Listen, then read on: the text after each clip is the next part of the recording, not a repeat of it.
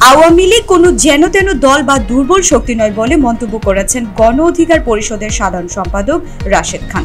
রবিবার 20 এপ্রিল খুলনায় আওয়ামী লীগের সংগঠিত বিশাল মিছিলকে কেন্দ্র করে নিজের ফেসবুক অ্যাকাউন্টে এক পোস্টে এই কথা বলেন তিনি আরো বলেন, আওয়ামী লীগকে যত ছোট ভেবে ধাক্কা দিচ্ছেন ততটা সোজা না। ছোট ভেবে ধাক্কা দেওয়ার চেষ্টা করলে দলটি সংগঠিত হয়ে এমন ধাক্কা দেবে যাতে সবাই পিষ্ট হয়ে যাবেন। যতই দিন যাচ্ছে আওয়ামী লীগের মিছিলের সারি ততই বড় হচ্ছে।